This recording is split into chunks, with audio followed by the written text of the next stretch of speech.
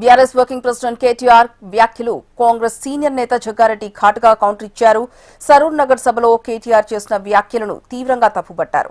తెలంగాణ రాష్ట్రం సోనియా గాంధీ నిర్ణయంతోనే ఏర్పడిందని, అదే కుటుంబంపై అనుచిత వ్యాఖ్యలు చేయడం కృతజ్ఞతలేమీ నిదర్శనమని అన్నారు. గతంలో కేసీఆర్ సోనియా గాంధీకి కృతజ్ఞతలు తెలిపిన విషయాన్ని గుర్తు చేశారు.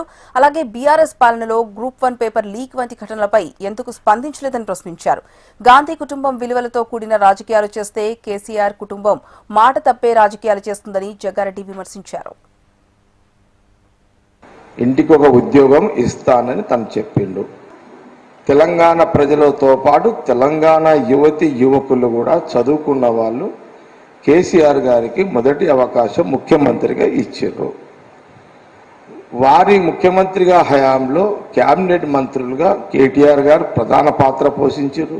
కొడుకు కాబట్టి, మేనల్లుడు కాబట్టి హరీష్ రావు ప్రధాన పాత్ర పోషించారు.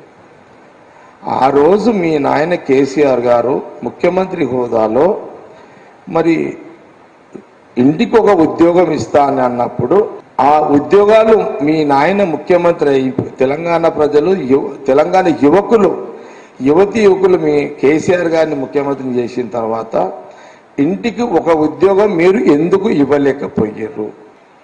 అంటే నువ్వు నీ సొంత పార్టీ మీ నాయన ముఖ్యమంత్రి చెప్పిన మాట నిలబెట్టుకోకపోతే మీ నాయనకు ఒక లెక్కనా?